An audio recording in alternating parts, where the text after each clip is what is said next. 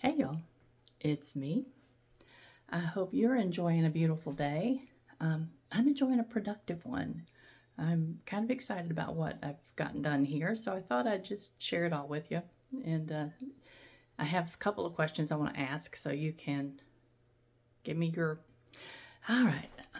I did finally get my little office area set up. Scoot my chair in so you can see what I've got going on here. And yeah, it's a bit crowded. Let me back this up a bit. Oops, I went the wrong way. Sorry, guys.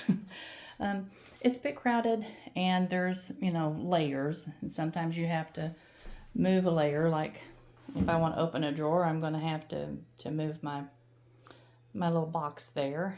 But that's just what happens, I think, when you're dealing with a small space. So that's okay. I'm going to show you just the important things I have in this room that are just so special to me. The little bookshelf belonged to my mom, and I never remember her not having that little bookshelf. She loved it.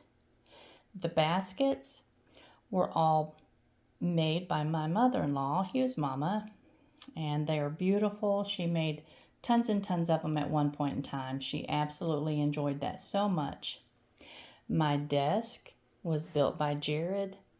Let me see. He had finished his time in Afghanistan and Iraq and had came home, and he built that. And the little drawers underneath of it, he also built that, but he built those when he was about 14. So anyway, lots and lots of just special things to me in here. Chelsea, I have some of her artwork. I think I've got a glare on it because it's behind glass. She works in oil pencils. And so let me see if I can lower this just a little bit so I can get a little closer. And she did these when she was about 16, I think. And then, let me see, over here, these two chairs, there's really not enough room in here for all of these rocking chairs. I have a weakness for rocking chairs. I just do. But these two chairs had belonged to my sister-in-law. She loved it, the gooseneck rockers. This one I think is an older rocker. That one is older, but not like an antique. I think this one is actually an antique. And then my dining room is, a little crowded since I put my easel in here. My easel's just, sitting in front of the icebox.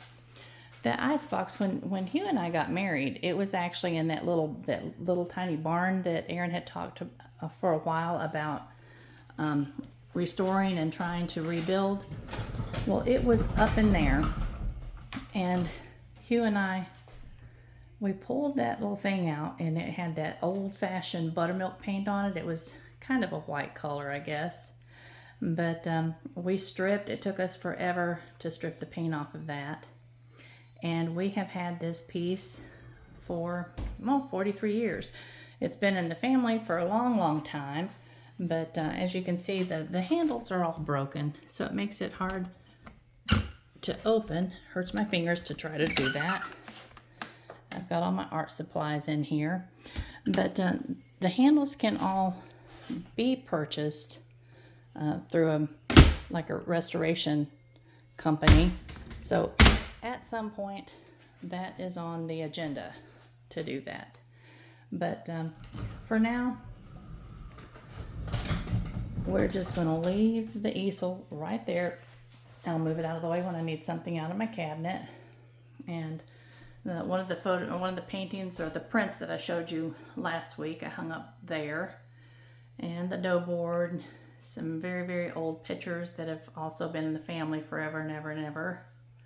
Those, I love pottery. I love pottery and baskets, so it makes me really happy to have those things. And this one, this print is called Aiden's Walk. And when Aiden was probably about 7 years old, he and Michaela were we had them. Their daddy was in Afghanistan then, and we were giving Caroline a little bit of a break, and so we had the kids, and I had a big easel. The original of this painting was about, let me see, 42, 20 something by 42. It's pretty good size painting, not huge, but anyway, so I had it on my easel, and the kids, and I had it in the corner of the living room so I could be in there with them when I was working. But Aiden kept getting up and walking over and looking at it, and he had never really said too much about my artwork up to this point. But he turned around and he looked at me and he said, "Oh, Yaya, that is so beautiful." My heart melted. It just did. And so I said, "Oh, Aiden, would you like for Yaya, when I have the prints made, to have a print for your room?" And he said, "Oh, yes." And so I had another really bright sunset sitting on the, it was in the process of drying a bit so I could work on it, but it was setting up on my mantle. But I looked at Michaela and I said, "Kayla, would you like to have one of these for your room?" And she says, "Nah." And she pointed to the sunset. She said, "I'd like that one." And so that just was so funny. So this one became Aiden's walk, and that particular sunset became Michaela's sky. And it just so aptly represents their personalities. Aiden is like our Jared, kind of more of a little old man, more of an old soul. And Michaela is bubbly and everywhere at once. So it was a fun thing. But anyway, now this rocking chair had belonged to my mother-in-law, and Hugh and his sister bought this for her when, let me see, I think Hugh said he was about 14 and Alpha was about 16, but they bought this for her for Christmas. And it's really a comfortable chair. And yeah, there again, I'm just making room for the rockers. I can't find my heart to put them anywhere but in my little living area. So this piece, this old Hoosier looking thing, is actually a new Hoosier, and Hugh built it. He's an excellent woodworker and enjoys working with wood, and it's one of my favorite pieces of furniture. He also built my dining room table, and he keeps saying he's going to rebuild it. I don't know. He doesn't like it. He just feels like he can do something different. I love it just fine. So whatever he chooses to do is his business. And then my 4 chairs, I purchased those years and years ago. But any of y'all that raised sons, maybe you were a little harder on the way they treated your furniture than I was. But if my sons would lean, and Chelsea did too. Everybody would lean back in the chairs. So we're down to 4 chairs now instead of the 6 that we started off with. But that will be rectified hopefully one day. And then over here, I've got my ferment. My ferment buckets are there until I get my pantry built. And when my pantry gets built, the ferment buckets will go in there and they won't have to be in here any longer. But I'm excited about the ferment. I think my chickens, my ducks, my geese, my peacock, my little Gimpy, the guinea, they all love the ferment. And I just think that it's a much better diet for them. So anyway, let me see, just pretty much everything that we have, has just been here forever, in this actual house forever and ever. My cookie man, now this guy has belonged to me since I was a little kid, and I don't know why, I loved it. Unfortunately, I know you're not supposed to touch up the paint on something like this, but I didn't know that when I was a kid. So his face was almost completely faded out. So being a kid, I painted him a little bit. And then this cookie jar had belonged to my sister-in-law, and she just absolutely loved that one. And then this is just I can't remember what they call it. We bought that for Hugh's sister. And look at all the dust. You guys just ignore all the dust. These rooms, I finally have them put together, but they are nowhere near clean. Nowhere near clean. That won't happen probably until after Christmas. But the table is getting ready to be adorned with the little Christmas tree. It's about 2.5 feet tall. That Aiden was wanting. He wants to do a Christmas tree. He's not going to actually be here at Christmas. He is going to go spend Christmas in Florida with his oops, let me turn it back around, grandparents, and he's looking forward to that so very much because when he's in Florida, he gets to go ocean fishing, and that kid is a good fisherman. I mean, he has caught huge 400-pound groupers. He's caught shark. He's caught stingrays that have about a 5-foot wingspan. And is it a wingspan? I'm not sure. But he fishes from late in the evening until early the next morning. So he fishes at night. He said that's when the fishing is really, really good especially for the bigger creatures. But he always takes the hook out and releases them back in. Now, me personally, I can't fish because I can't wrap my mind around hurting the mouths of these creatures that have done nothing to me. And I know that my opinion on that is not shared by most in my family. My brother is a fisherman. Both my brothers are fishermen. My nephews, just, on and on. And Aiden and Aaron, they love to fish. I can't, I can't do it. But anyway, now, I did have a question. I told you I had a question I wanted to ask y'all. So let me turn you back around. Now, you know that we're working on the kitchen. Hugh's been working on the cabinets, and they're coming along nicely. And I've been just thinking about the colors because, that's where my mind goes.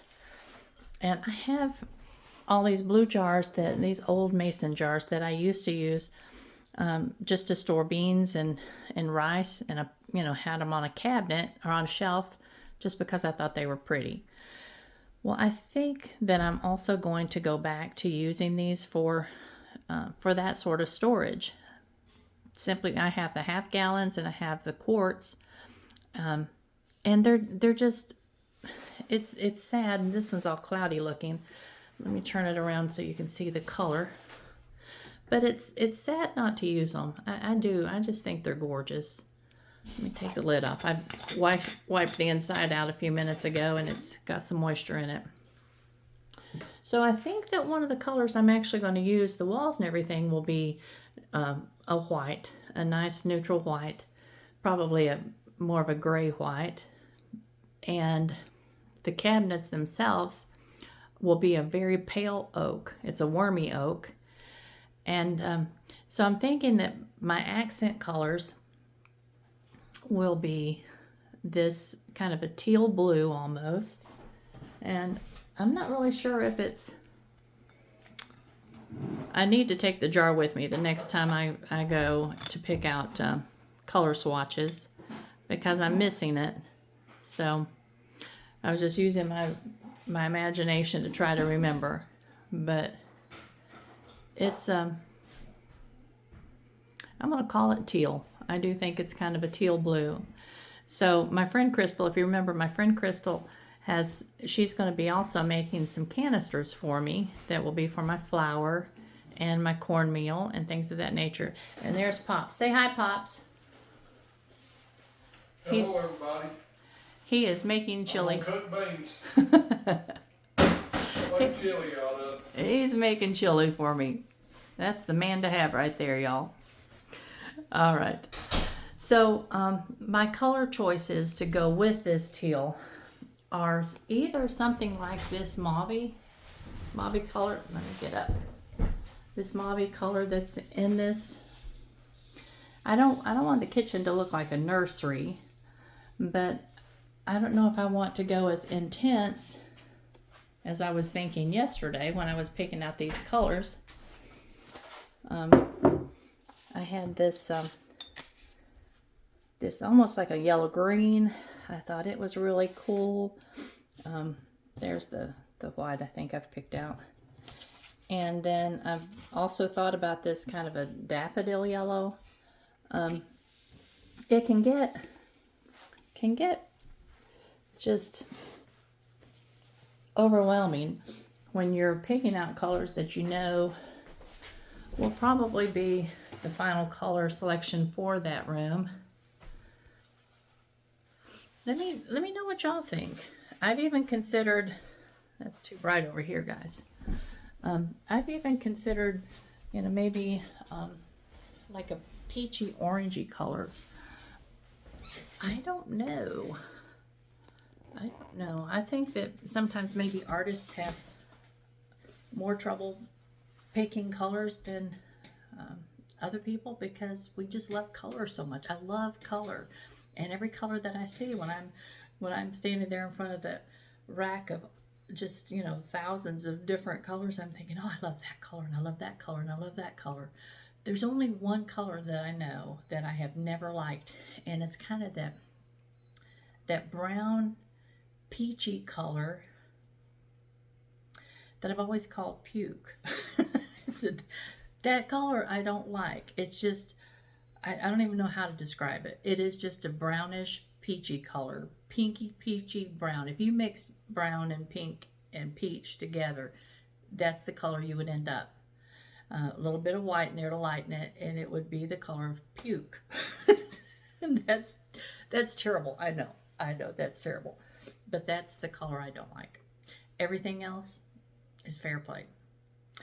So, I know that none of you have stake in it other than you're just my friends. So if you have a color selection that you think would just be stellar with that teal, let me know. Let me know what it is. If you have, if you're at Sherman-Williams or Lowe's or somewhere and you pick up a color swatch and you actually see the name on it, tell me which selection wall to go to find that color, and I'll check it out. And I want y'all to walk along with this kitchen remake with me. It's nothing that it was not on my radar at all. I knew I wanted to get rid of the wallpaper because I had papered that kitchen for my mother-in-law in, let me see, 1998, I think. And so it's been up there a long while. And it's a dark color. It was beautiful when it was fresh and new. I loved it. But I was just planning on taking the wallpaper down and painting the walls and replacing the countertops. That was my plan for a kitchen redo. That's all I wanted to do. The countertops are all to pieces. They're busting along the front, where the Formica and they're just old.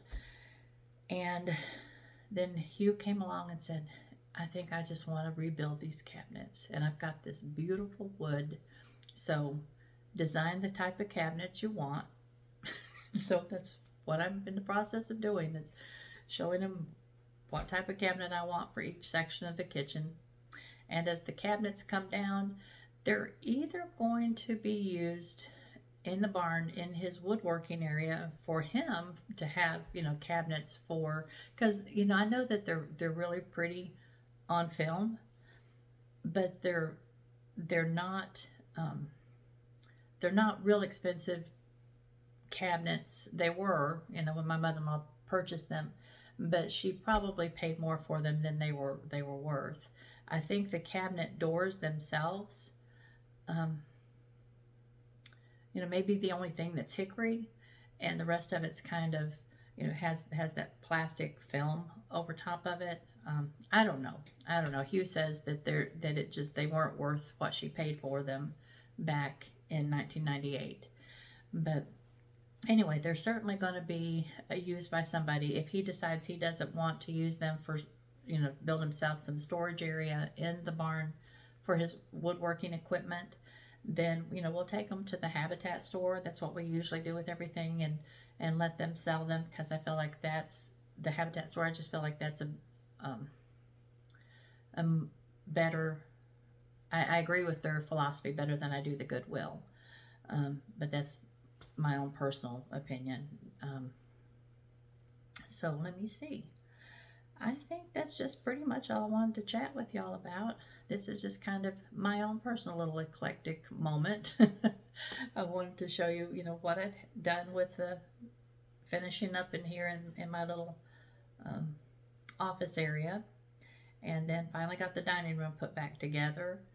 And next I've got to start on my laundry area is going to be the biggie, because everything that I brought out of that corner that had my office in it, now it's going to have just all of these trunks, all of these chests, everything. If you look over there where the rocking chair is now, if you remember, I had a steamer trunk there, and it was just too big, for the room. I mean, everything is, but it was way too much for the room. It was dark, it was bulky.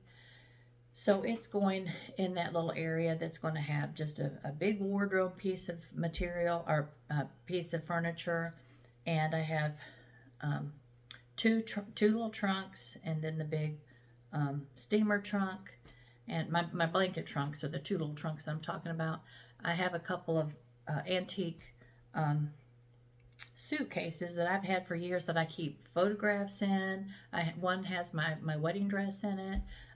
It's just storage, but I think it's beautiful storage. So those, I'm in the process of painting that little area so that I won't have to move anything after I finish. I'll just put things in there, and it'll be done. And then I keep telling you guys all this stuff that I'm doing, and it's tiring. It makes me tired. I know you guys are tired of hearing it. So anyway, but the next big build for me is going to be to finish up my dog lot. Obviously, we've had so much rain the last couple of days. I'm just avoiding walking around out there because it's slick. So I'll be spending part of my time out there and part of my time in here working on the pantry. That's my plan for the rest of December. And yeah, that's my Christmas present to me. Yay me. Oh well, y'all, I just wanted to say hi today, and I hope everybody is having a really good day. I hope y'all have lots of projects going on. Let me know in the comments what you're doing. It's that misery loves company thing. I want to know. I want to know that y'all are just as bogged down in all this kind of stuff as me, and some of y'all have told me that, and so that's fun. That's fun just to kind of hear about each other's projects and the progress of them, and just to commiserate with one another. I think that's what friends do. So anyway, I do love y'all. I guess I should go in here and work a little bit in the kitchen. I love it when Hugh cooks, and I hate it when Hugh cooks, because Hugh messes up the world, and I would rather clean than cook, because I don't enjoy cooking. But when I'm cleaning up after Hugh, it's a big job. And he'll watch this and he'll fuss at me. Why'd you tell everybody that? No, he won't. He'll readily admit it. He will. He's a mess. I love him. All right. Love you all too. You have a wonderful, wonderful rest of your day, and I'll talk to you soon. Bye-bye.